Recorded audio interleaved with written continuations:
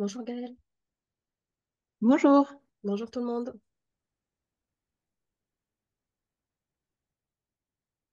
Alors, en attendant que d'autres personnes arrivent, je vais faire une petite présentation du projet pour les personnes nouvelles qui ne connaissent pas Egoo. Et puis, voilà, donc dans 3 4 minutes, on va démarrer le webinaire avec notre invité Lionel Scotto da Polonia. Alors, donc, très brièvement, je vais présenter donc, les objectifs du projet et puis quelques actus. Alors, donc, pour rappel, donc le projet Égou, il a été financé pour 4 ans par l'ANR, donc on a commencé il y a 2 ans. Le postulat de base, c'est que les matières qui circulent et s'accumulent dans les égouts fournissent des informations pertinentes qui renseignent sur le quotidien des habitants, leurs pratiques et leur environnement. Et l'objectif, c'est de poser les fondations d'un observatoire pérenne des pratiques en milieu urbain pour éclairer les politiques publiques.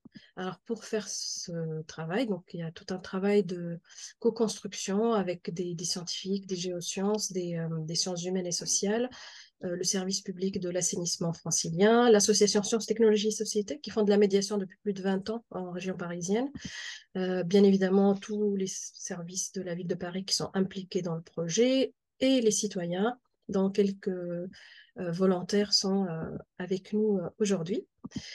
Et puis, d'autres partenaires qui se sont greffés de l'extérieur, avec lesquels on interagit. Et puis, donc, comme dans tous les projets de recherche, il y a un volet coordination. Et dans ce projet ANREGO, on explore le volet spatial pour voir s'il y a des hétérogénéités selon les quartiers, s'il y a des disparités, on confronte ce qui est mesuré dans les égouts avec les disparités socio-économiques pour voir s'il y a des relations. On fait un suivi temporel pour voir s'il y a des tendances selon si c'est la semaine, de comportement selon la semaine ou le week-end, ou selon les périodes de vacances ou lors d'événements. Et puis, donc, on a un volet participatif dont la responsable est présente avec nous, Catherine Carré.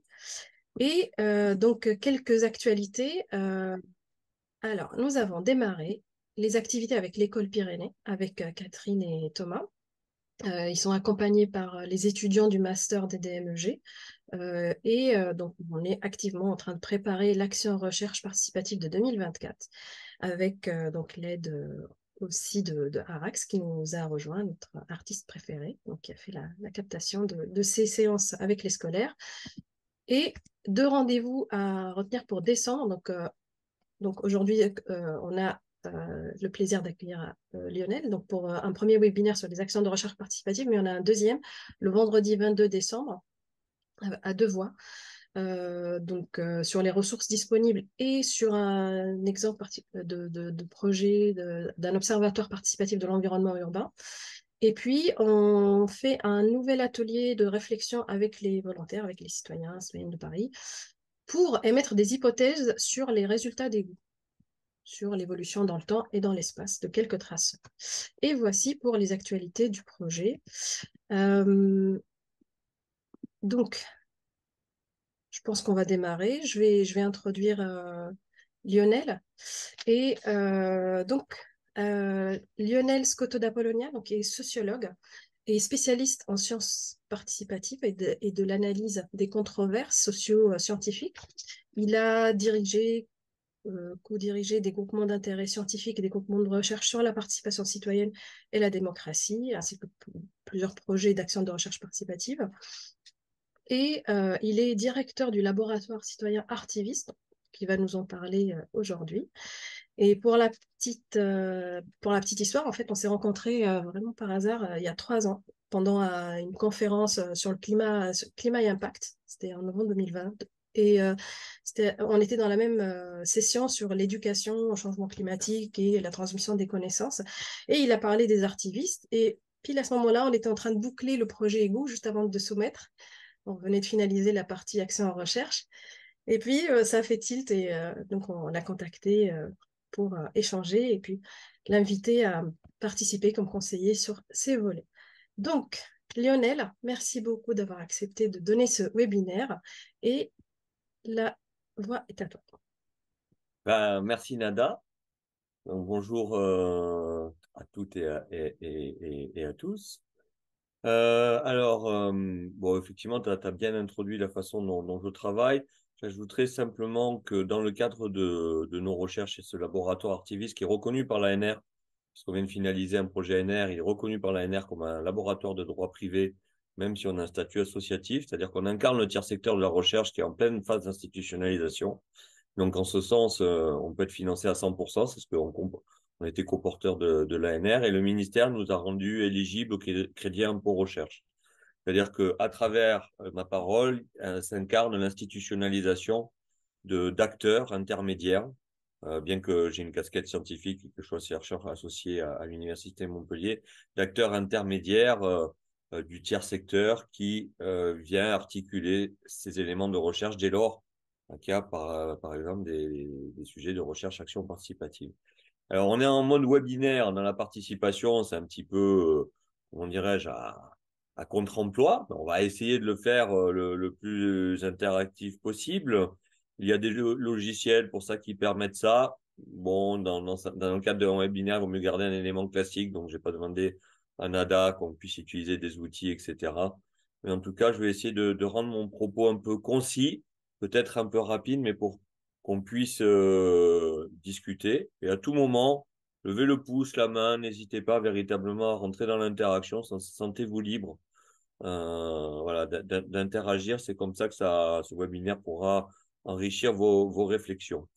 Alors, je sais, tout le monde voit bien voilà.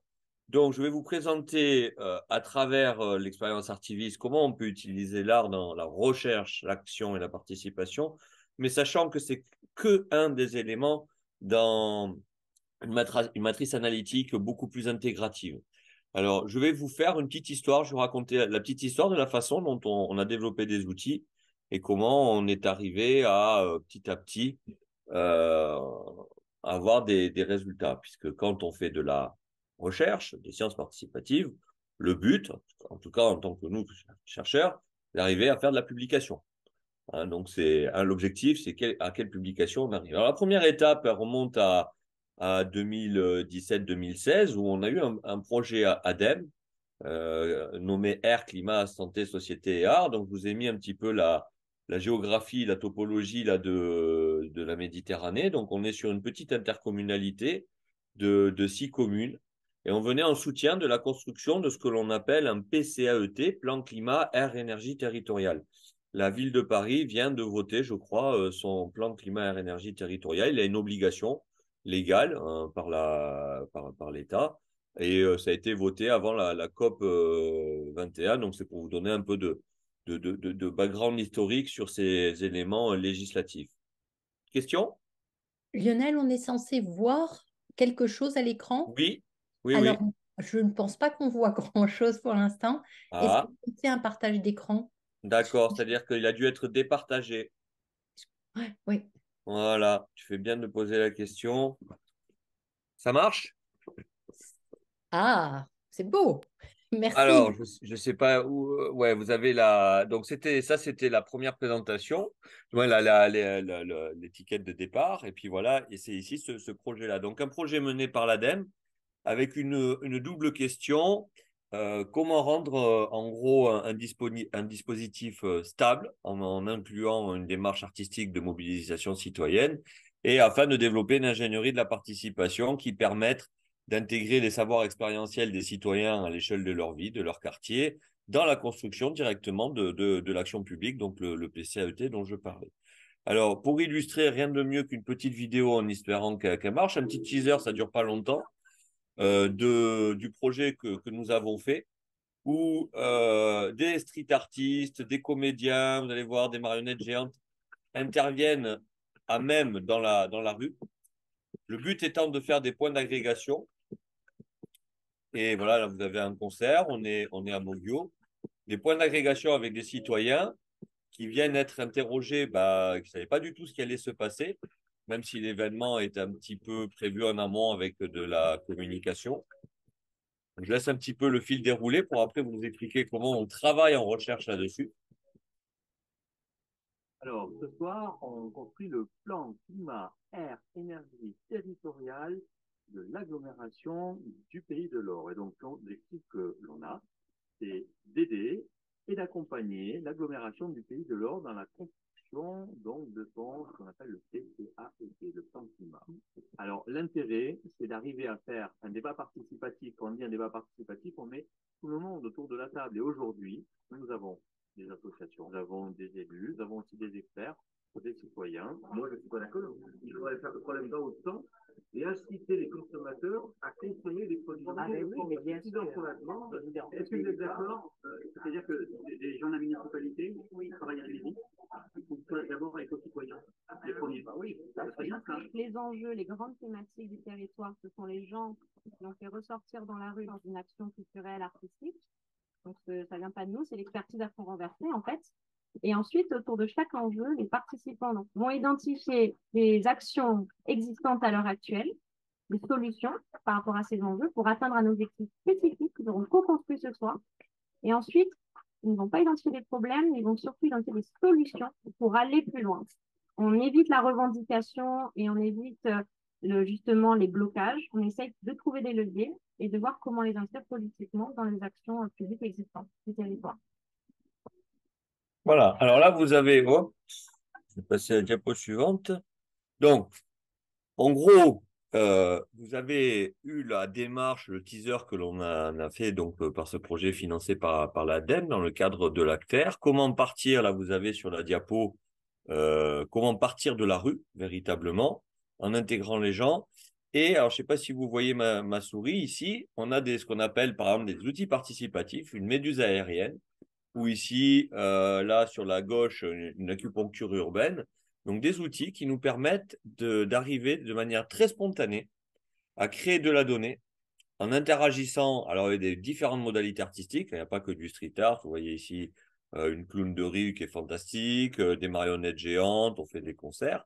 Donc, pour arriver à avoir à grands traits, ce qui pose des problèmes en matière scientifique sur les biais que l'on crée dans cette donnée-là, on a une grande quantité de données de façon spontanée, quelles sont les problématiques qui se posent sur les questions environnementales, sur les questions sociales, aux personnes, aux usagers qui sont là, qui sont soit habitants, soit usagers, soit professionnels, soit simplement touristes. Et donc, le but était d'étudier la validité de ce type de démarche et la façon dont on pouvait l'intégrer directement ensuite dans l'action publique. Donc là, on est à Mogyo. Voilà, ça illustre simplement la démarche, de la façon dont on se sert de l'art et de la culture. Et là, cette photo est significative. Pourquoi? Parce que vous êtes là, on est à Mogyo, à nouveau. Donc le 17 février, je crois, on était dans la rue. Le 20, on était en atelier participatif. Vous voyez, il y a une forme d'intégration. Et vous avez ici monsieur le maire qui discute avec les citoyens. Et le but, c'est comment dirais-je, le terreau de la démocratie, c'est la contradiction, la conflictualité et le débat contradictoire. Et le but, c'est de se nourrir de ce débat contradictoire, c'est de se nourrir de cette conflictualité qui est très politique et très sociale pour construire véritablement le but, l'action ici, un plan climat air-énergie territorial. Dans le cadre de ce que l'on a construit, les résultats sont très probants et on arrive à se nourrir de la conflictualité dès lors qu'elle n'a pas une stratégie à des fins politiques électorales, ce qui est très vertueux, hein, on n'est pas dans une sociologie critique, mais dès lors qu'on est dans une logique de l'action et de l'efficacité de l'action.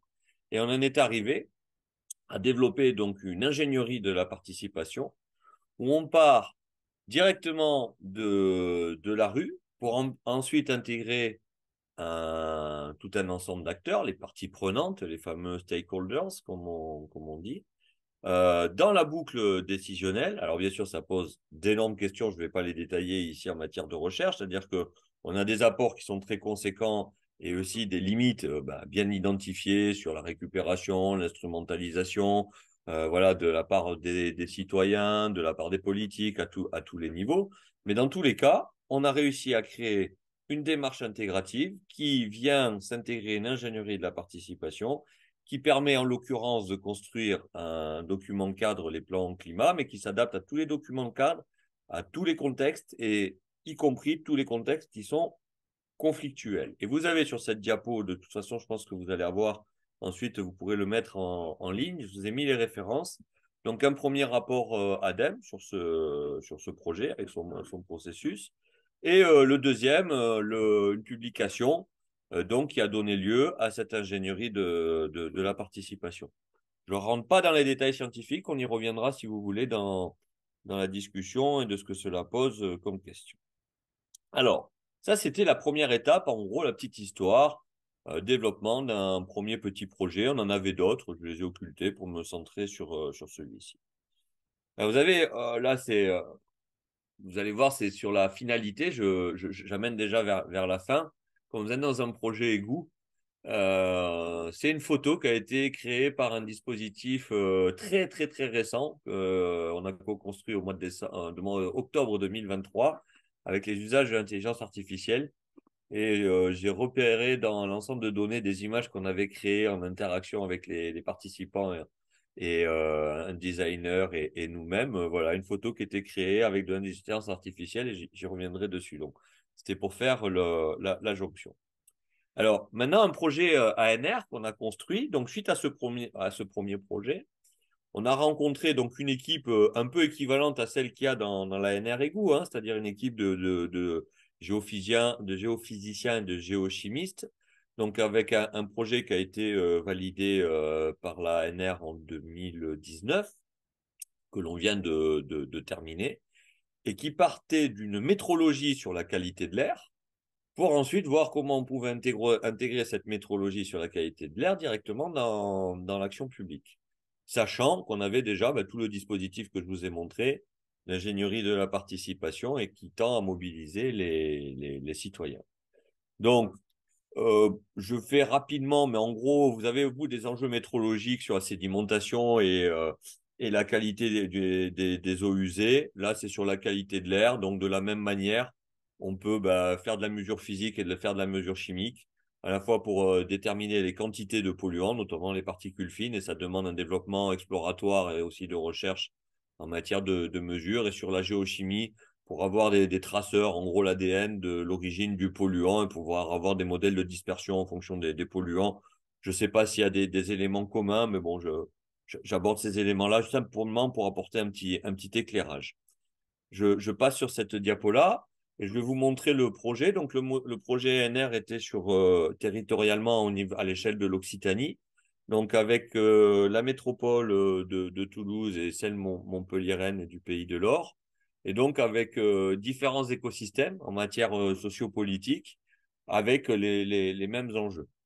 Et donc, en le recentrant, là, c'est sur Montpellier. On a différents points de sources identifiées, parce qu'il faut arriver à tracer les sources.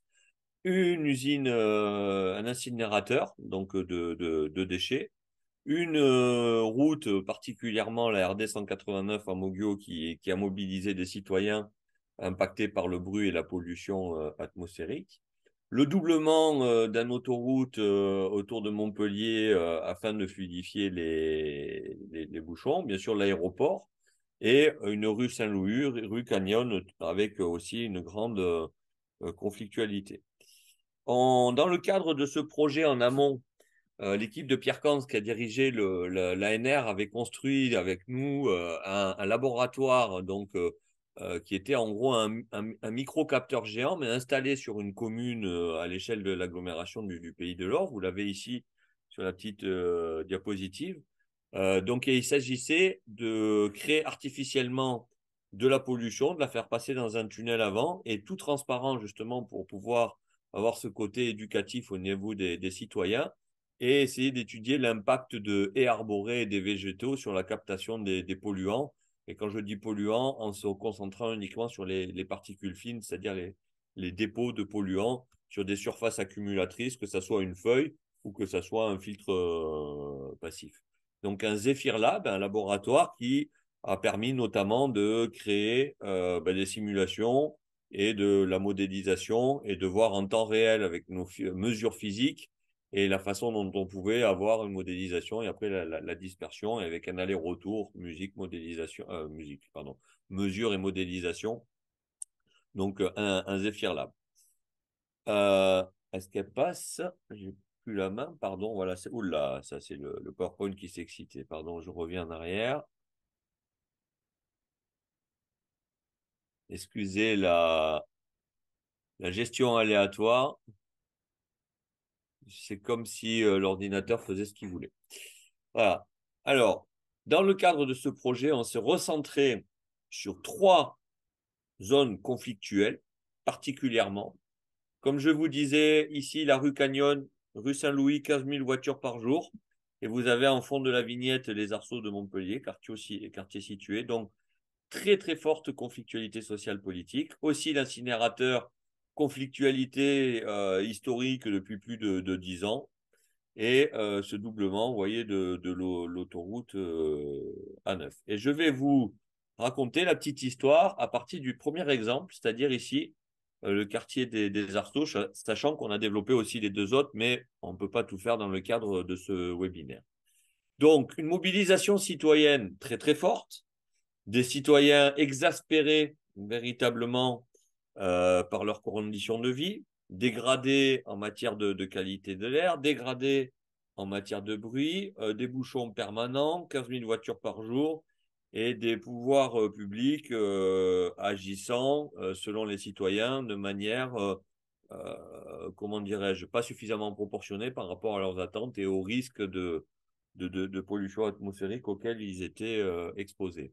Un enjeu politique, on était en plein Covid, je pense que c'est à cette époque-là avec Nada qu'on s'est rencontrés dans un colloque, mais qui était aussi en webinaire. Hein, et donc un enjeu politique très fort, et ça, vous avez sous les yeux la maquette du projet politique de ce qui sera le futur maire, qui repense le quartier des Arceaux avec une espèce de coulée verte, de trame verte, et véritablement le fait de désimpacter le trafic de transit et le trafic routier de la ville. Vous avez les mêmes discussions en ce moment, je pense, à l'échelle de Paris, notamment au niveau du périph'. C'est des projets, c'est des problématiques qu'on retrouve partout. C'est-à-dire comment passer de la transition écologique, sociale et solidaire tout en s'adaptant au contexte. Alors, vous avez ici la façon dont on a mobilisé. Alors, on était en période de Covid. On n'a pas pu développer comme on voulait la dimension artistique, même si on a fait au marché des Arceaux donc une petite mobilisation, mais les contraintes du Covid n'ont pas permis de développer comme on le souhaitait. Et donc, on a fait du porte-à-porte avec du placardage et une petite mobilisation dans un bar qui était situé dans la rue. Et vous nous voyez ici en train d'être dans la mobilisation, puis la pose des capteurs. Donc, on a fait véritablement du porte-à-porte, comme des commerciaux, pour dire, voilà, bonjour, on vous propose, on est en train, vous voyez. Donc, c'est une démarche un petit peu particulière, mais on n'avait pas d'autre choix dans le cadre des contraintes qui étaient liées à la Covid. Donc, ça, on est fin 2020. Le maire le nouveau maire s'est installé en juillet, et là on est à l'automne et on fait la mobilisation citoyenne, sachant qu'on avait rencontré les citoyens au printemps de l'année 2020 pour faire le background du processus. Et qu'on leur dit, bah, écoutez, on va installer 2 types de mesures. Une mesure par filtre passif, une mesure avec des végétaux, et des mesures avec des microcapteurs. Et il y a beaucoup de questions scientifiques avec les microcapteurs, on pourra y revenir. Et donc, on installe ça, on est à l'automne 2020. Et tout de suite, dès le début de la campagne, donc on vient d'installer, on est chez des citoyens. Le maire et président de la métropole de Montpellier prend le micro lors d'une assemblée générale et annonce la fermeture de la rue. Vous voyez, en matière, quand on analyse la portée des projets, là, l'effet est immédiat, mais on ne sait pas s'il est véritablement dû à la mesure, on ne sait pas, on n'a pas d'éléments objectivants de la façon dont le projet, de manière pondérée, a pu influencer cette décision, sachant qu'historiquement, cette rue a été pendant des dizaines d'années bouchée avec, comme je vous disais, 15 000 voitures. Donc, on a à peine commencé la métrologie, le maire annonce la fermeture et je suis sollicité en tant que coordinateur du projet sur les sciences participatives. Je suis sollicité par un des adjoints et qui est vraiment très, très, très intéressé.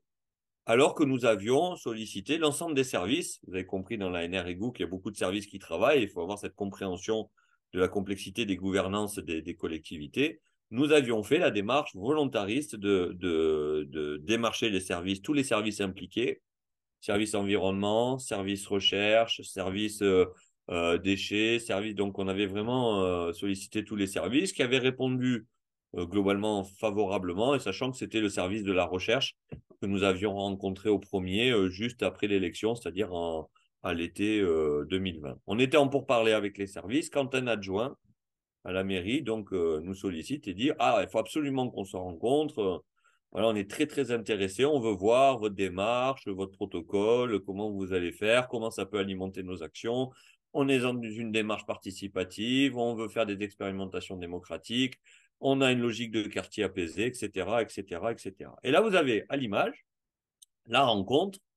Donc, on est au printemps 2021. La rencontre, vous avez les élus, les directeurs de cabinet qui sont sur la gauche, nous-mêmes en train de faire la présentation du projet, et des citoyens qu'on ne voit pas et qui sont ici, là, pas dans un atelier participatif parce que c'était encore la Covid et qu'on ne pouvait pas pleinement se mélanger, il fallait garder de la distanciation. Donc, un mode un petit peu contre nature, un petit peu magistral. Dès lors qu'on pose la question, donc on fait de la mesure. On veut aider à l'action, mais pour éviter que la parole des citoyens, pour faire en sorte que la parole des citoyens de la mobilisation soit pleinement prise en compte, notre choix à nous était de signer une convention, telle qu'on l'avait fait dans l'autre terrain autour de l'incinérateur. C'est-à-dire on signe une convention avec la collectivité qui définit un accord cadre de recherche avec les laboratoires de recherche et la collectivité et qui intègre le citoyen pour savoir véritablement quel est le mandat et quelle est en gros la latitude qui est donnée au projet de recherche quant à son implication dans la construction de l'action publique. Et selon nous, par rapport à nos expériences passées, s'il n'est pas défini d'un point de vue réflexif clairement ce mandat, difficile d'agir. Pourquoi? Parce que il peut y avoir une instrumentalisation de la part des citoyens, de la part des élus, bon bref.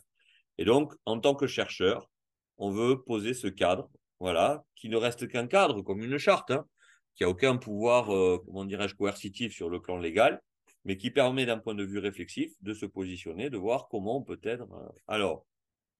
Alors que les élus ou en tout cas les services étaient très, très, très, très demandeurs et qu'on n'avait pas rencontré tout le monde, volte-face. Et là, dès lors que l'on a demandé de signer la convention, il y a eu une fin de non-recevoir. Fin de non-recevoir en disant non, non, non, voilà, nous, on veut avoir la main. Alors, si on avait le temps, je vous dirais, vous auriez fait quoi, vous? Vous êtes là. Alors, bien sûr, moi, je suis le coordinateur, mais c'est collégial, hein, et puis c'est discuter avec les citoyens, c'est discuter avec d'autres élus, parce que c'est très hétérogène aussi chez les élus et les services, hein, ça, et sachant qu'on avait le service qualité d'air qui était là avec nous, vous avez fait quoi? Qu'est-ce qu'on fait? On continue pas, comment on peut appuyer, quel est notre rôle du coup, d'un point de vue réflexif, quelle est la posture? Et donc là, commencer à se tramer, et Nada tout à l'heure, juste avant, on se connectait, on discutait un petit peu. Effectivement, dans tout projet participatif, là donc, vous voyez, on est sorti de là, il y a cette espèce de co-construction et d'émergence et de bifurcation, et il faut savoir laisser l'indétermination pour aller là où le projet va mener. Et là, on avait un résultat de recherche très probant qui arrivait. Quelle est la posture? Comment on se positionne? Sachant que le projet n'avait pas été suffisamment co-construit en amont avec les élus, on aurait pu le faire en amont de la rédaction. Ça n'avait pas été possible. Et peut-être que ça n'aurait pas été possible. D'autant plus qu'il y avait un changement il y a eu un changement d'équipe dirigeante, donc peut-être que ça aurait été même contre-productif. Donc là se pose la question de la réflexivité. Or, donc, notre choix, quel a-t-il été? Il a été de poursuivre l'action avec les citoyens en venant en appui du groupe citoyen, tout en disant on va faire notre maximum, mais par rapport à la ville, on a du mal. Alors, on a continué. Et qu'est-ce qu'on a fait? La ville a mis en place, alors on va dire une concertation, je mets des guillemets, ou une consultation, ou en tout cas une forme de participation citoyenne, avec des groupes, un groupe de 20 citoyens, pour la plupart cooptés, certains tirés au sort, qui reprenaient des membres que l'on avait dans notre groupe citoyen, pour faire dessiner leur quartier idéal dans le futur. Et là, on est dans la rue. Ouais, nous, activistes, on fait de l'art dans la rue, mais on fait aussi des ateliers participatifs dans la rue. Alors, je ne sais pas si vous voyez véritablement bien, mais là, c'est des étudiants que j'avais avec moi qui ont carrément maquetté la rue. Alors, il y a des problèmes d'échelle, etc. Et on a fait un atelier participatif pour que les citoyens, les usagers, alors c'était plutôt les commerçants, artisans, dessinent leur quartier idéal, donc à discuter pleinement de où est-ce qu'on met les poubelles, comment, etc., la largeur des trottoirs. Vous voyez, on est vraiment dans des discussions très terre à terre. Et là, ça demande une compétence technique parce qu'il y a le cadre réglementaire qui vient se greffer et qu'il faut avoir une expertise à la fois celle des usagers, mais aussi l'expertise des contraintes où on ne peut pas aller au-delà de ce que la loi propose. Et donc, tout un élément que l'on a traduit ensuite. Vous voyez, donc ça, on est passé de la maquette participative à quelque chose de beaucoup plus formel et qui tend à respecter la réglementation, la distance des trottoirs, etc. Je vous fais court là, et donc vous voyez, il y a tout un travail d'intégration de savoir expérientiel à travers un atelier participatif qui était parti avec un groupe de citoyens de la métrologie. On n'avait pas encore les résultats des mesures de la qualité de l'air.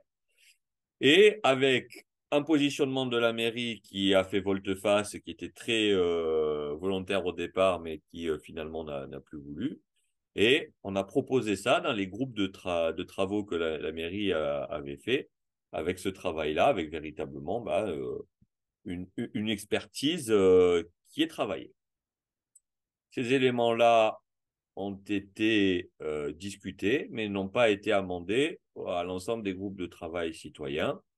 Et au mois de juillet de l'année suivante, en fait, un appel d'offres apparaissait avec en pièce jointe certains des travaux, pas celui-ci, des citoyens, et le cahier des charges, le DCE qui était fait pour l'aménagement du futur quartier avait été fait en amont, bien en amont de toute la concertation citoyenne. Et donc, on avait réussi à rentrer dans la matrice et de voir comment l'action publique était régie. Alors, quand je vous dis ça, c'est très critique par rapport au tempo qui était fait parce que véritablement, il n'y avait pas une pleine intégration des citoyens dans la construction de l'action publique. Et en même temps, il y avait une véritable volonté volontariste de la part de l'équipe municipale à aller vite pour pouvoir avoir des ménagements et qu'il y ait une visibilité de l'action. Et donc là, c'est une autre question qui se pose, c'est comment est régie l'action, dans quelle modalité de gouvernance et comment il est possible véritablement d'intégrer les citoyens dès lors que l'on veut avoir une action publique qui soit rapide, efficace et visible. Et donc là, ça sera l'objet d'un futur article. On l'a un petit peu dans un qui est déjà balisé, mais ça sera l'objet dans un futur article. Et vous pouvez avoir des éléments, si vous le souhaitez, dans les actes du colloque du GIS Démocratie et Participation de 2022, de novembre 2022 pour les. Alors, on a animé, du coup, un atelier participatif de co-construction de l'article le 7 février de l'année suivante. Ou, alors je ne sais pas si vous arrivez à lire les items qui sont là, mais en gros, c'est comment questionner, c'est ce qui est intéressant. Donc là, vous voyez, on est très loin de l'art, l'art est parti. Comment questionner la posture de l'ensemble des acteurs, services, élus, citoyens, nous-mêmes chercheurs, de manière intégrative et dans l'écriture d'un article qui allait publier les résultats de la métrologie et les résultats de l'analyse que l'on pouvait avoir sur la construction de l'action publique. Et vous avez ici, donc voilà comment s'est mené l'atelier. Il y a une métrique au sol, donc c'est à la fois quantitatif et qualitatif. Une métrique au sol, balisée de 0 à 10. Et les questions sont posées et les personnes se positionnent, les acteurs se positionnent librement. Alors bien sûr, il y a toujours des interactions, il y a des biais, etc. Mais c'est plus simple de se positionner avec ses pieds que de parler. Il y a beaucoup d'obstacles. Et là, avec des se positionner. Donc, comment avez-vous vécu, vous voyez, les questions qui étaient posées là que vous aviez en amont. Pour arriver à ce type de résultat, sur le plan scientifique, donc vous avez ici là des éléments par rapport à l'ensemble des questions qui étaient posées sur l'intérêt, la compréhension du protocole, le plaisir qui avait été pris. Donc tout ça, c'est des éléments où on a une forte efficience, vous voyez, on est dans quasiment les 10, c'est la compréhension du protocole qu'on en est en recherche-action participative, notre collaboration avec nous chercheurs, la réponse aux attentes, l'atelier participatif de rue 3D, la collaboration avec les usagers, vous voyez, qui pêchent, la connaissance sur la santé, où on a vraiment un gap, la collaboration avec les élus, vous voyez aussi là, bon bref. Et ici, en reprenant l'ensemble des terrains que l'on avait nous, comment notre méthodologie, qui est hybride, qui est à la fois participative et à la fois avec des outils de sciences humaines et sociales classiques, a été menée. Donc vous avez les couleurs des 3 terrain, la rue Saint-Louis à Montpellier, celle que je vous ai décrite, notre plan climat air énergie territoriale de la CCRVV, qui est notre communauté de communes, qui est celle en charge d'harmonisation de l'incinérateur de déchets, et le doublement de la neuf. Et vous voyez que le terrain qu'on avait commencé le plus tôt, c'est celui qu'on avait le plus animé, et que les autres, on avait des déficits en matière d'investigation sur le plan des sciences humaines et sociales. Donc voilà comment on passe d'une action artistique dans la rue à de la publication scientifique. Et on n'est pas peu fiers, parce que je pense qu'on a fait une première. Il faudra le vérifier parce que les outils de scientométrie sont difficiles à bien calibrer. Mais suite à cet atelier participatif que l'on avait fait de coécriture, donc vous avez ici la doctorante qui est en premier auteur, qui était en charge de la métrologie. Moi, en tant que coordinateur, et l'ensemble donc de chercheurs, Davia Dosias-Perla, qui est la co-créatrice du laboratoire citoyen Artivisme, et surtout, Monsieur Charles Pinero, qui est un citoyen, donc qui est auteur de l'article, Monsieur Romain Perrier, qui était à l'époque, qui est récemment parti pour une autre collectivité, le responsable du service qualité de l'air de la métropole montpelliéraine, c'est-à-dire que même s'il y a eu, à un moment donné, un petit point de tension et de conflit, la métropole a quand même joué le jeu à voir que la démarche était quand même intéressante, malgré, vous voyez, les difficultés qu'il y avait. Et donc, on jouait le jeu jusqu'au bout. Et les élus, les vice-présidents de la métropole ont continué à garder un grand intérêt et ont même souhaité pouvoir le développer, malgré ce petit point qu'il y a eu là de tension. Voilà. Alors, Catherine, je te vois parler, mais le micro est coupé. Tu voulais poser une question? Ah, d'accord. Pardon. Et donc, vous voyez, une première, pourquoi? Parce que c'est véritablement un article qui fait partie d'une co-construction avec citoyens, services et donc chercheurs. Des élus devaient être co-auteurs de l'article, 2 vice-présidents devaient être co-auteurs de l'article, et finalement, la direction du cabinet de Monsieur le maire, et qui est aussi président de la métropole, a considéré qu'il ne valait mieux pas, et donc ils sont remerciés. C'est dans l'article, c'est un accès libre, hein. Et donc on a remercié ces élus pour leur implication. Et vous voyez que la recherche continue, y compris jusqu'au moment de la rédaction, puisqu'on a encore des positionnements de jeux d'acteurs, pour reprendre les travaux de Francis Château-Renaud, stratégiques, comment se positionner, un petit pas de côté, je suis dedans, mais je suis pas, je signe pas la convention, mais je reviens, je voyais tout ce jeu-là d'acteurs que l'on a autour. Et pourquoi on a ces résultats-là? Parce que justement, la réflexivité du projet, de nous-mêmes acteurs, de notre positionnement, de notre évolution, nous-mêmes, comment on se positionne, du projet, comment il se positionne, de l'évolution de la position des citoyens sur le terrain, qui sont très hétérogènes, avec une grande mixité dans notre groupe de citoyens qui participaient au projet. Donc, c'est à interroger d'un point de vue dynamique, et on met vraiment la réflexivité au cœur, y compris, alors là, ce n'était pas le cas, mais dès lors qu'on est dans la rue, avec l'art et la culture, parce que l'on peut avoir très bien une forme de art washing, c'est-à-dire d'habiller la participation de manière artistique et très très belle. On peut avoir aussi comme on a du greenwashing, du participatory washing, c'est-à-dire de l'instrumentalisation de la participation. Et on peut nous-mêmes, c'est pas exclu, là il faudrait reprendre les travaux de Mermet, être nous-mêmes agents contre-productifs de ce vers quoi on veut tendre. Vous voyez, c'est toujours complexe et voilà. Et d'ailleurs, j'ajoute que je suis parce que c'est vraiment, j'ai été biberonné à la complexité d'Edgar Morin. Je suis en charge de la chaire UNESCO Edgar Morin complexité. Ça, voilà, faut toujours prendre l'objet ontologiquement pour faire un gros mot dans toute l'épaisseur de sa complexité et ne pas le dichotomiser comme on pourrait faire des sondes dans les sédiments des égouts. Là, l'objet, il est socio, environnemental, politique et il est difficile de le saucissonner à moins d'avoir une forme d'aporie réductionniste dans l'analyse de ce que l'on est en train de faire, en tout cas dans les sciences participatives, et de la prendre dans sa complexité avec tous les problèmes que ça peut poser. Et donc, c'est de mettre la complexité au cœur de la réflexion.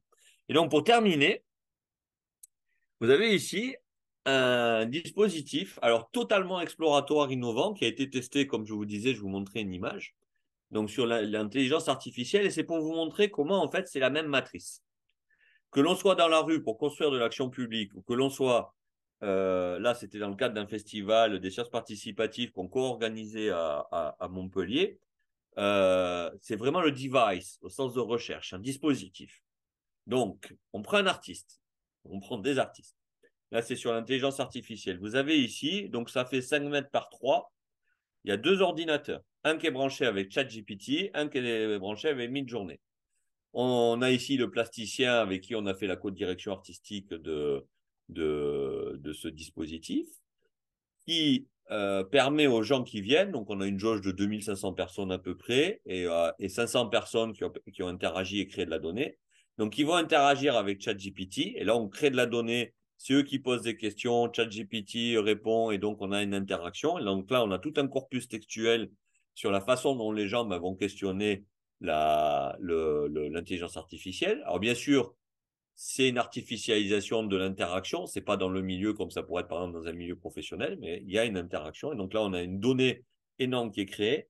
Ensuite, il y a un processus qui va, et à partir des premières interactions jusqu'à mi-journée, pour la création de l'image. Donc ces images, elles sont ensuite imprimées avec une imprimante thermique que vous avez là, vous voyez. Donc au départ, il n'y en avait pas beaucoup et à la fin, on avait à peu près 500 images qui ont été imprimées avec différents éléments thématiques. Donc, qui sont reprises là, c'est par exemple de revisiter des peintres. Vous avez par exemple ici une réadaptation de Braque avec Picasso du Guernica, voilà, qui interrogeait les conflictualités latentes là par rapport à ça. Et donc, là où je veux attirer votre attention, c'est que ce type de dispositif artistique qui pose beaucoup de questions en matière de recherche et en matière de positionnement de l'art, du rôle de l'art, du rôle de l'artiste, le positionnement éthique par rapport à ça, mais sur l'intelligence artificielle, on crée 3 types de données. On crée de la donnée textuelle par l'interaction avec le chat GPT. On crée de l'image, donc là où il faudrait avoir une analyse sémiotique de la façon dont, alors effectivement, c'est de l'intelligence artificielle qui crée l'image, mais sur la base, les personnes demandent, crée-moi une image qui va tatati, tatati, tatata, ouais. Donc il y a quand même, ça part d'une interaction avec une personne, un participant. Et on a ensuite, et là il faudrait développer le dispositif, il est totalement exploratoire. En général, le proto-dispositif ne fonctionne pas. Là, ça a fonctionné du premier coup, c'est quasiment miraculeux. Et donc, le 3e type de données, je parle en matière de recherche, pas d'artistique et d'interaction. Et le 3e type de données, c'est on pourrait greffer des micros ou une caméra pour enregistrer toutes les interactions et même tout le langage corporel qu'il peut y avoir qui vient agir en termes de catégories, de genre, d'enfants, d'âge. Vous voyez, là, le positionnement de la hauteur dont on avait mis l'ordinateur, etc. Vous voyez, il y a tout un ensemble de questions qui se posent. Mais en tout cas, on a une triparticulation de construction de corpus qui permettent de réinterroger, ou qui permettrait, je dirais, c'est vraiment à l'état proto, les usages et les perceptions de l'intelligence artificielle. Alors bien sûr, c'est très tarte à la crème. Comme les sciences participatives sont très tarte à la crème, dans le sens où en ce moment, il y a un engouement voilà, énorme derrière. Mais ça permet d'avoir un décalage sur la façon dont on pourrait faire en sciences humaines et sociales de manière classique, c'est-à-dire prendre un micro et aller voir les gens. Et là, on a une autre modalité qui a des biais, mais qui, de manière complémentaire, avec une étude menée avec des entretiens classiques ou des ethnographies classiques, permettrait d'obtenir des résultats sur justement les usages et les perceptions de l'intelligence artificielle. Voilà, j'en ai terminé. J'étais un petit peu, sans doute très rapide, parce que j'ai brossé à grands traits la façon dont on a opéré. Je vais départager l'écran et je suis ouvert maintenant à vos questions. Merci beaucoup, Lionel, pour cet exposé passionnant.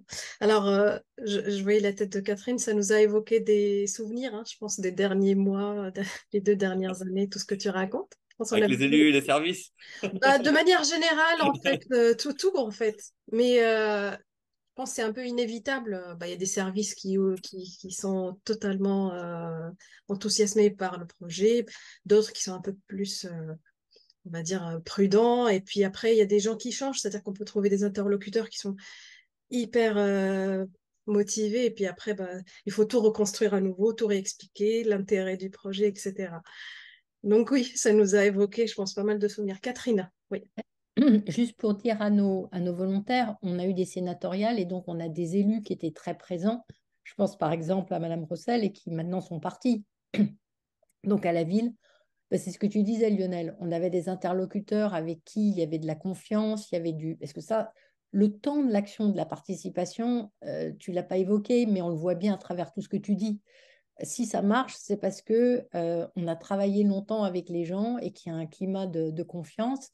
Et donc, nous, on l'a d'une certaine façon. Et ça, c'est grâce à Jérémy, parce que ce projet, ça fait 6 ans qu'il est dans les tuyaux pour que nous, on ait réussi à avoir une convention et que dans cette convention, on ait une petite idée de ce qu'on pouvait faire ou pas. Voilà. Mais même comme ça, les volontaires ont travaillé avec moi en juillet dernier sur les actions qu'on souhaiterait monter en matière de sensibilisation. Bah, il a fallu que je prenne mon bâton de pèlerin et que je retourne voir les gens pour... et là, ça y est, donc je vais pouvoir revenir vers les volontaires pour qu'à partir du mois de janvier, on puisse démarrer nos actions de participation. Mais il faut aussi expliquer, il faut prendre le temps. Tu disais à la fois le rythme de l'action politique, il est lui très rapide parce que les élus qui arrivent et qui ont été élus sur un projet, bah, ils pensent que leurs électeurs veulent voir quelque chose. Et puis en même temps, faut prendre le temps que tout le monde comprenne et que tout le monde soit d'accord et que à la fois les volontaires, enfin, les citoyens, mais aussi les services, n'aient pas le sentiment qu'on leur force la main et que ça va trop vite, que la machine leur échappe. Voilà, c'était juste une petite mise au point, mais moi, je serais très, très ravie d'entendre ce que les autres participants ont envie de te poser comme question.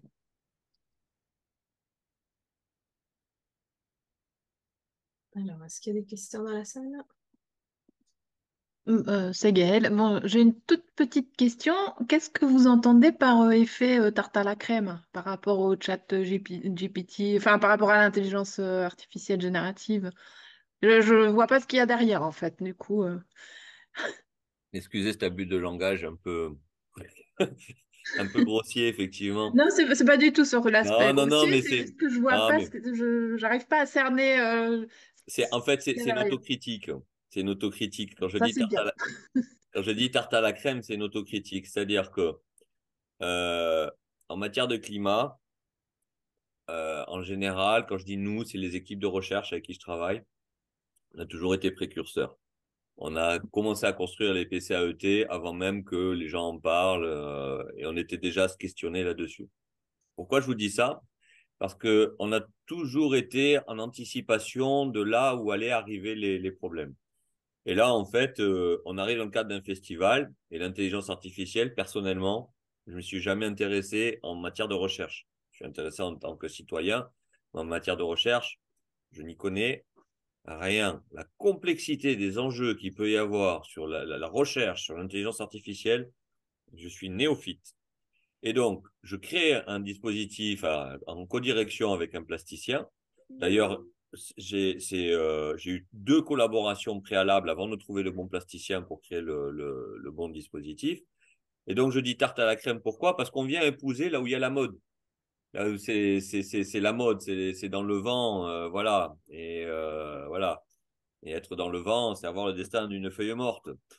Et donc, donc En moi, automne. En automne. voilà. Et donc, j'arrive, quand je dis tarte à la crème, c'est une autocritique un petit peu cynique. C'est de dire, OK, on fait ça, mais on est légitime de rien. C'est très exploratoire. Alors, ça a marché du premier coup. Et sincèrement, il y a le temps et il y a l'humilité, parce qu'en matière de bidologie, avant d'arriver à avoir les résultats que vous avez là qui fonctionnent, une ingénierie robuste, un dispositif artistique qui permet de créer de la donnée, je peux vous dire que les prototypes qui n'ont pas roulé ou qui n'ont pas volé comme les voitures ou comme les avions, on en a eu un paquet, avec des grands moments de désespoir. Voilà, en train de se dire, hein. Voilà. Voilà le côté tarte à la crème. Voilà. D'accord. Alors, moi, j'avais une petite question sur la mobilisation des citoyens. En fait, comment vous avez procédé? Est-ce que vous passez par la ville ou est-ce que vous aviez principalement travaillé avec les artistes lors de ces événements? Alors, Comment mobiliser? ouais, là, il faut vraiment avoir un processus analytique en amont. Analyser le niveau de conflictualité. Les égouts sont moins conflictuels que la qualité de l'air ou qu'un incinérateur. Voilà. Je vous fais référence en écho à ce que vous avez. Quand on a travaillé sur la santé environnementale avec une ERC, un projet Urbanum, donc à l'échelle européenne, c'est moins conflictuel, mais c'est très anxiogène.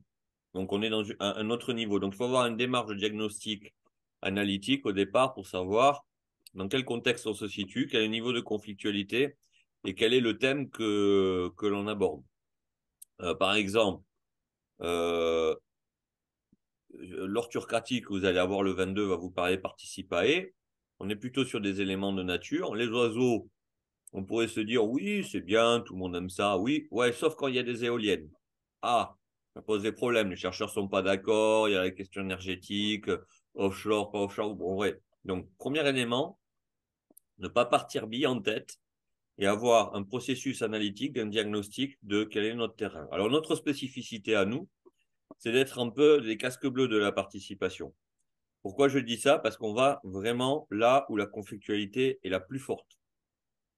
On va là où véritablement on a des problèmes majeurs, aigus. Et quand je dis majeur aigu, vraiment, donc il y a certains projets, c'est sous couvert de confidentialité, donc je ne peux pas vous les situer, mais c'est en lien avec la préfecture et il y a alerte attentat. C'est aigu, c'est pointu. Donc il faut savoir où on met les pieds. C'est pas toujours facile, hein. Là, je vous parle de projets nationaux. Si c'est des projets internationaux, c'est d'autant plus complexe. Parce qu'il y a la posture du chercheur par rapport au projet, tous les aspects du passif colonial de la France, etc. Dès lors que l'on vient, très certainement, il peut y avoir des projets très vertueux, mais s'il y a des sources minières à côté, je vous passe les détails, toujours très complexe. C'est pour ça que la réflexivité, c'est vraiment le mot. Donc, tu vois, Nada, tu poses la question, je n'ai pas commencé à y répondre. Parce qu'il y a tous ces éléments-là qu'il faut déconstruire en amont et bien savoir où on met les pieds et même dire aux collègues, attention, si vous voulez, vous pouvez venir, mais les sciences participatives, en tout cas nous tel qu'on le fait, c'est pas le monde des bisounours. Voilà. Et nous, ce qui nous motive, c'est d'aller dans des niveaux de conflictualité que l'on peut réguler, parce qu'il y a des niveaux de conflictualité qu'on ne peut plus réguler. Des fois, la conflictualité, elle est plus régulable. La conflictualité, elle est dialectique, elle tend à séparer, mais elle tend aussi à essayer de trouver des points de convergence pour la réguler, la conflictualité. On le retrouve dans tout mouvement. Et là, je vous renvoie à des travaux de sociologues, et notamment les premiers sociologues comme Zimmel, vous voyez, qui datent du début du XXe siècle. Et c'est avant même l'école de Chicago, donc si on fait des références en matière de biblio. Donc, quand on va dans la rue, on sait qu'on va avoir un collectif qui est déjà très situé, très volontariste, qui nous saute dessus en nous disant « Ouais, génial, venez, voilà ». Donc, ils nous prennent à bras le corps pour dire « Épousez notre cause ». Et dans le groupe de chercheurs, on peut avoir des postures différentes. Mais si on les interroge en amont, c'est plus intéressant. Parce qu'on peut être même en même temps embarqué dans un problème ou non. avoir une forme de distance ou non, mais c'est bien d'interroger le pluralisme, la posture de nous aussi chercheurs par rapport au problème. Et donc, quand on va dans la rue par rapport à l'art, et là on fait le lien par rapport au webinaire, c'est de se dire, on a un collectif qui est déjà situé, l'action, c'est vers le commun, ça intéresse tout le monde, et pas uniquement un groupe de personnes, pas forcément représentatif d'un problème. Et donc, on va essayer d'avoir le spectre le plus large possible. D'où la difficulté, ça qu'on est dans la rue, à maîtriser qui on fait appel, qui va venir s'agréger. Est-ce que véritablement, en matière de CSP, de catégories socio-professionnelles, on va couvrir l'ensemble des personnes. Et donc, on arrive à avoir une maîtrise à peu près analytique de ce que l'on fait, sachant que l'on a des biais énormes. Mais ces biais, on les comprend. Mais c'est complexe en matière de recherche. Et donc, là, dans ce cadre-là, ça ne passe pas par les élus. Dans le cadre d'un projet, donc Urbanum, qui est une ERC posée en partenariat avec une convention avec la métropole, ben, c'était l'inverse. C'est-à-dire qu'il faut créer une cohorte donc très importante, parce que c'est des épidémiologistes qui travaillent, faire de la mobilisation citoyenne. Et donc là, on fait un front renversé, c'est-à-dire avant de commencer toute mobilisation, on va dans les services et on dit voilà, on va attaquer le projet européen c'est ça, tac, tac, tic, ta. Athènes ils font ça, Madrid ils font ça, nous on va faire ça. On a besoin voilà d'avoir tant de personnes, il faut qu'on ait un bon spectre au niveau social, genre, etc. Une bonne équirépartition à l'échelle de la métropole. Voilà. Et donc là, on fait à front renversé et on fait la mobilisation de manière différente. Et par contre, après, on va mobiliser l'art. Par exemple, on a fait, c'était le festival de printemps à Montpellier, où c'était un grand festival qui va au-delà de ce que nous, on peut créer. Parce que nous, on crée des petits points d'agrégation à des micro-échelles. Là, on avait besoin, l'échelle, elle était spatialement, peut-être pas comme Paris, mais plus grande par rapport à ce que moi, je vous ai montré. Et donc, on était dans un grand festival avec une jauge de 20 à 25 000 personnes, je crois, pour essayer de construire voilà, une mobilisation qui soit plus représentative voilà, des habitants et des usagers. Après, les personnes qui participent à ces festivals, est-ce que c'est représentatif de l'ensemble ou Alors, il y a qui participe, les logiques d'engagement, les logiques de pérennisation de l'engagement, tout ça, en question d'atelier participatif, ça fait partie des questions. Et en général, les grands précaires, on a du mal à les pérenniser. Quand je dis les grands précaires, à Saint-Louis, on avait des SDF qui étaient dans la rue, qui ont une expertise d'usage qui est extraordinaire, parce qu'ils connaissent la rue par cœur. D'ailleurs, c'est des mouvements qu'il ne faut pas homogénéiser, où certains SDF voilà, ne vivent pas bien par rapport à d'autres, etc., se plaignent, etc., mais ils ont une expertise d'usage sur le positionnement des poubelles, des machins, de la façon dont ils peuvent aller dormir. Voilà. Et ils n'osent pas, et en général, le regard qui est porté sur eux, ils ont du mal à venir sur les... On l'a répété plusieurs fois à Arles, à Montpellier, etc. Ils mettent à peu près deux heures avant de faire le premier pas, de venir, parce qu'on offre des croissants, on offre du café, tout ça. Mais comme le regard qui est porté en général sur ces catégories socio-professionnelles est plutôt un regard qui est plutôt dévalorisant, il y a un temps voilà, d'appropriation à travers le concert. Ils vont venir et quand ils osent pas parce que c'est gratuit, donc ils veulent aussi, voilà, il y a tout un aspect et ces personnes-là qui viennent au départ, en général, on les perd. On les perd inévitablement. est-ce qu'il y a d'autres questions? J'avais une autre, pardon, Non, vas-y, Gaëlle, vas-y. une autre question sur le côté recherche au niveau intelligence artificielle, toujours.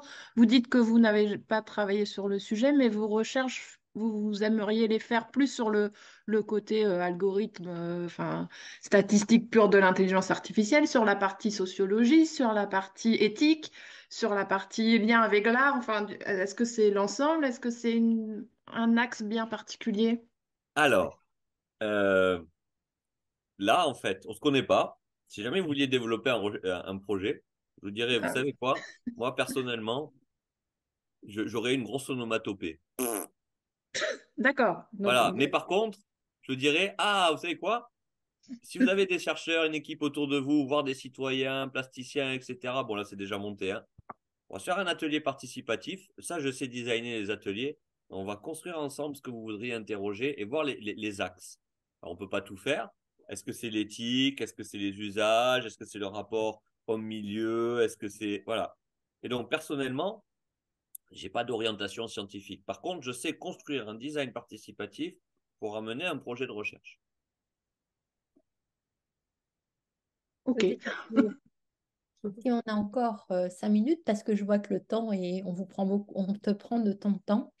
Nous, tu as bien dit au départ, Lionel, qu'on on n'est pas du tout sur une dynamique conflictuelle et même le temps qu'on a pris pour demander aux volontaires, aux gens qui étaient avec nous de faire des entretiens, bah, ça ressortait que les égouts, c'était une inconnue, à la fois même comment ça fonctionnait, les gens qui travaillaient dedans, les politiques publiques qui y sont associées.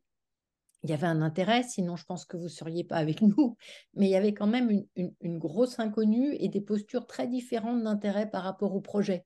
C'est-à-dire des gens qui venaient en se disant, bon, ma foi, c'est un déchet, ça m'intéresse comme un déchet, et d'autres qui étaient, ben, moi, j'ai une santé, qu'est-ce que je mange, et après, quel effet ça a sur le fonctionnement du milieu, puisqu'au final, je sais que ben, il y aura bien des rejets dans l'eau. Alors, j'espère que vous vous y retrouvez les uns et les autres dans ce que je suis en train de raconter. Alors, on sait bien qu'il y a des biais parce que les gens qui sont présents et qui sont avec nous, on a plutôt des personnes d'un certain âge et qui ont le temps de participer aux ateliers. Je ne veux pas dire qu'on est vieux, c'est validé, mais on a quand même. On a d'abord parce que dans les entretiens qu'on a faits, nous, on ne va pas demander aux gens qui ont moins de 18 ans, même si là, on travaille avec des enfants, mais on est passé par les écoles et par l'équipe pédagogique pour pouvoir travailler avec eux. Donc, on a d'une certaine façon essayé de rentrer dans les clous d'une déontologie pour travailler avec ces jeunes. Et au final, la difficulté qu'on va avoir, je pense les uns et les autres, on prend le temps de comprendre, on prend le temps de poser ensemble la nature scientifique de ce qu'on fait, en même temps de réfléchir sur l'expertise qu'ont les gens qui participent. Ça va être de communiquer, parce qu'on va bientôt dans le groupe sensibilisation et communication pouvoir faire des vidéos qu'on va pouvoir mettre en ligne, pouvoir faire des flyers, pouvoir faire des stickers. Mais on a à Paris, par rapport à l'utilisation des égouts, des gens qui ne parlent pas français, qui viennent d'autres endroits, qui n'en ont rien à faire. Donc, comment vous, dans vos travaux, vous avez rencontré cette restitution de l'information de façon à pouvoir toucher un public qui soit tous azimuts et sur lequel, finalement, enfin, que vous ne connaissez pas forcément? Oui, il y a la question de la valorisation, Oui, mais en même temps d'arriver à essaimer la oui, démarche, si je comprends bien. Il y a d'une oui, part présenter et essaimer. oui, Pour essayer d'avoir des points d'agrégation, hein, si je reformule oui, la question. oui, C'est complexe. Il faudrait déjà territorialiser au niveau de Paris différentes zones parce que chaque quartier a sa spécificité. Voir les moyens que vous avez pour pouvoir faire ça. Ça, c'est la voilure. Parce que si vous partez pour traverser l'Atlantique et que vous avez un Obi 4, vous allez avoir des mal à arriver à bon port. on a la chance d'avoir les services de la ville et qui sont entre autres Voilà. environnementales et qui ont une très bonne connaissance de leur quartier. Mais même comme ça, quand on a fait des enquêtes de proximité en allant dans un même immeuble, dans un même quartier, on a aussi bien des gens qui ne parlent pas français, qui n'ont pas de revenus, que des gens qui sont bac+5 et qui sont dans la même maison. Toute la diversité des profils des quartiers parisiens. Alors, comme ça, hein, Oui, sans doute pas la bonne réponse, mais on est sur le terrain et je vais vous narrer une expérience que j'ai faite. Donc, je vais dans un terrain, un écoquartier, avec une grande mixité. L'écoquartier fonctionnait avec beaucoup de problèmes, mais avait vraiment une grande réussite au niveau de la mixité. Et quand je dis mixité, c'est pas simplement la juxtaposition de personnes de catégories socio-professionnelles, de genre et de cultures différentes. C'est vraiment en matière d'interaction humaine. Voilà, une belle réussite.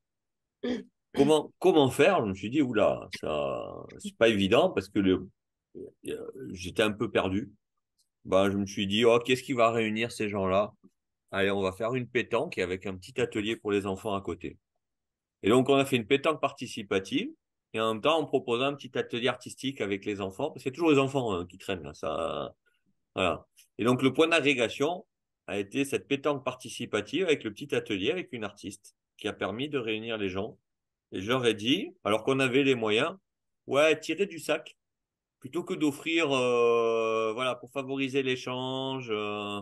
voilà, tirer du sac. Nous, on s'occupe d'un peu avoir la logistique des tables, tout ça, parce que c'était pas prévu, donc d'amener ça.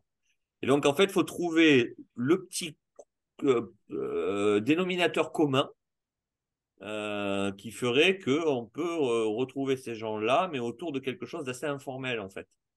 Si on propose atelier participatif sur... ça va pas fonctionner.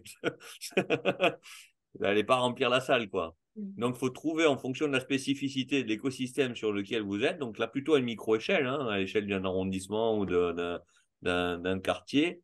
Donc, il faut faire du terrain pour sentir les choses, quoi. Et aller voir les gens. Qu'est-ce qui vous plaît? Qu'est-ce que vous faites? Est-ce que vous avez vu les matchs de la Coupe du Monde en commun? Est-ce qu'il y avait un écran géant dans la rue? Est-ce que, voilà, il faut tourner autour de ça. À un moment donné, il y a forcément quelque chose qui va émerger. Alors, en fait, même si on travaille sur les égouts, si on cherche les controverses, on peut les trouver. Par exemple, une des, un des objectifs, c'est de trouver un lien entre ce qui est mesuré et les profils socio-économiques dessus, les différents quartiers. Et là, on peut assez facilement glisser vers quelque chose de jugemental, enfin, je ne sais pas comment dire, enfin, on peut, Ouais, enfin, ouais. il faut faire attention de ne pas être stigmatisant. Donc ça, déjà, il faut qu'on soit vigilant sur ces aspects.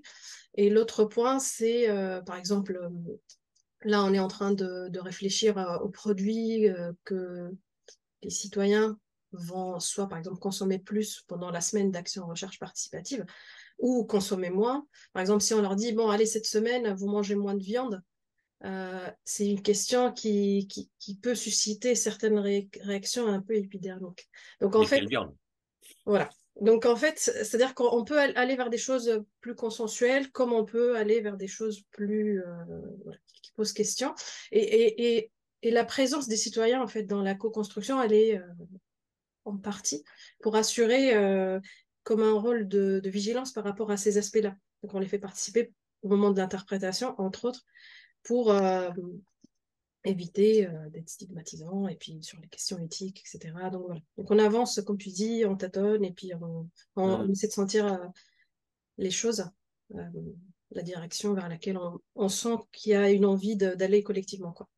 Alors, dans votre projet, j'y vois un lien, moi, avec ceux auxquels j'ai participé, mais qui, à la fois très intéressant scientifiquement, socialement et politiquement, mais très tendu au niveau de la RGPD, de l'éthique, au niveau de la donnée.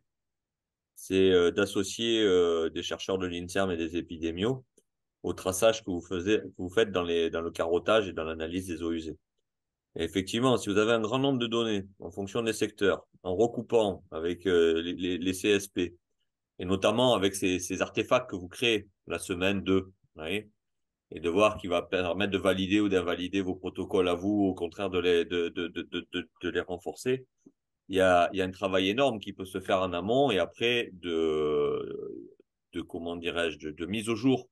Ce qu'il y a, c'est qu'en matière de RGPD et d'éthique, là, pour l'instant, on est dans un no man's land, c'est-à-dire ça se questionne pas, et qui plus est, il y aura toujours des complotistes ou qui vont venir derrière pour dire, regardez, il y a une forme de surveillance machiavélique, donc c'est à la fois très enthousiasmant sur le plan scientifique, sur le plan social et sur le plan politique. Ça pourrait être recoupé d'un point de vue interdisciplinaire avec d'autres projets, d'autres approches. Ça, et en matière de valorisation, par rapport aux citoyens, du coup, les citoyens, je pense que là, c'est plus facile de leur qui viennent spontanément se dire, ah oui, ça m'intéresse de participer à ce type de projet, notamment ceux qui sont plus fidélisés à des quartiers. Et on voit bien qu'à Paris, il y a des spécificités.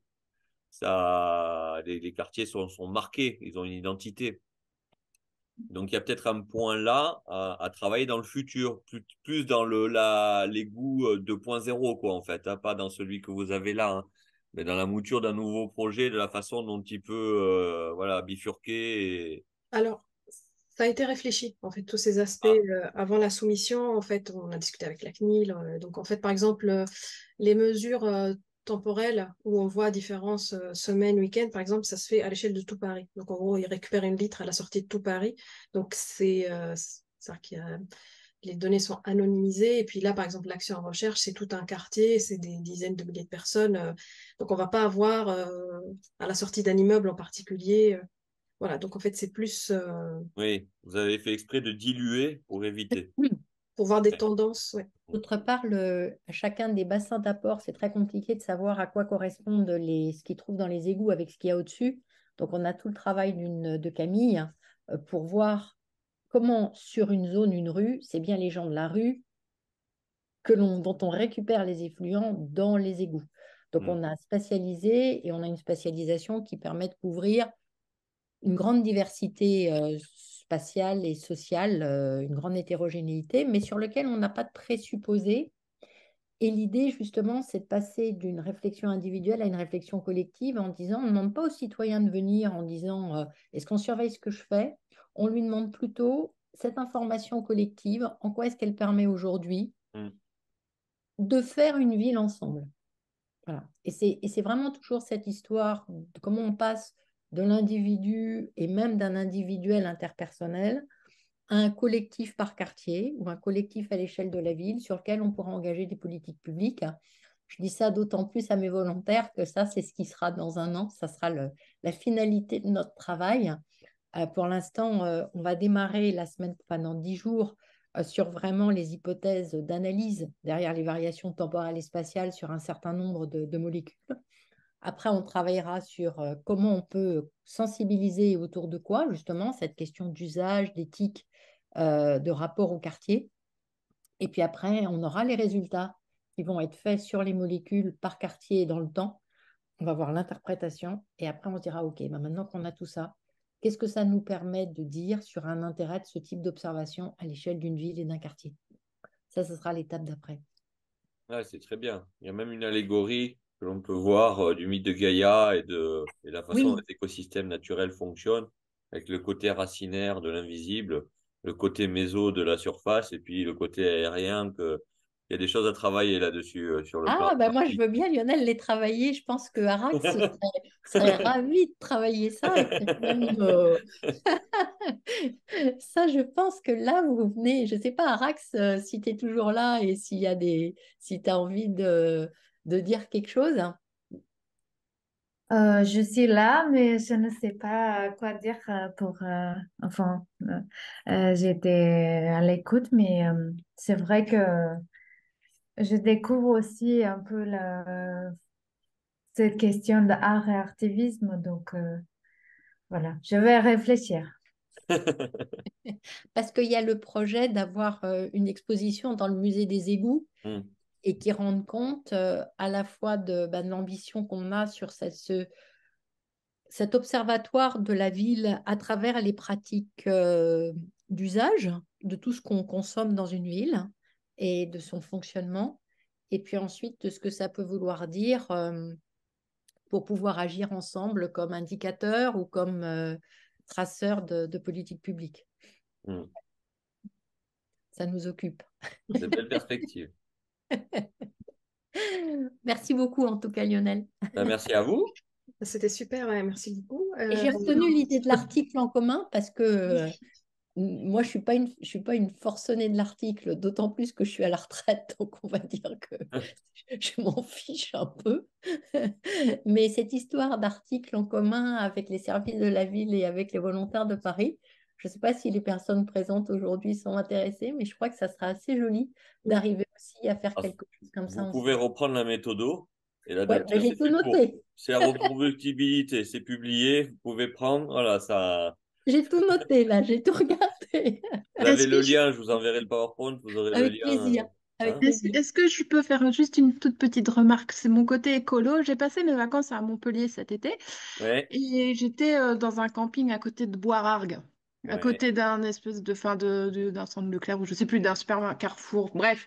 Et il y a des déchets plastiques partout dans les ouais. caniveaux autour, sur le long de la piste cyclable. Donc voilà, si vous pouvez faire une petite action entre artistes pour, pour Oh, éviter que tout ça aille dans les égouts, je vous Gaëlle, donne je vous donne on un a, projet. alors, vous Vous faites bien faites. d'en parler. ici commence la mer. Vous voyez avec les Ah, égouts. mais il y avait, c'était marqué. Alors, C'était c'est noté parce que nous, j'ai pris la photo. c'est nous. C'est nous qui D'accord. l'avons fait dans le cadre du premier projet que je vous ai présenté à Palavas, qui a été repris ensuite par Bordeaux, etc. On a fait plein d'actions avec les scolaires. Bon, on n'en parle pas parce que ça, c'est pas de la recherche, on n'est pas là-dessus, hein. Ça, c'est juste des éléments de valorisation et de transposition didactique de nos travaux de recherche. Mais effectivement, marqué au sol avec de la craie, avec des bombes à la craie pour que ça soit écolo, ici commence la mer. Et du coup, on a fait des. Mais ce qu'il y a, c'est que l'efficacité de telles actions, pour en Et- mesurer véritablement l'impact, Ouais, je pense voilà. que alors là j'ai la preuve concrète que ça suffit pas parce que franchement Non, il y en avait partout et enfin voilà comme je suis assez sensible à ça c'est vrai que voilà vous avez un beau projet côté Montpellier avec tous les artistes du coin. On a normalement le feu vert du service de l'assainissement pour aller à l'usine Mazza où il y a le premier gros dégrilleur avec tous les macro-déchets. Et on a un feu vert d'une petite vidéo à faire sur que dire de ces macro-déchets et comment communiquer dessus. Donc ça va être une des pistes que je vais vous proposer quand on va se retrouver pour l'atelier sensibilisation. On va voir si ça fait quelque chose ou pas. J'en dis très pas bien. plus, hein. C'est des petits teasers là. Ouais. Bon, ben bonne journée. Merci Merci Lorraine. Bon Lionel, week-end. merci Merci à tout le beaucoup. monde. Au À revoir. bientôt. Au revoir. Au revoir.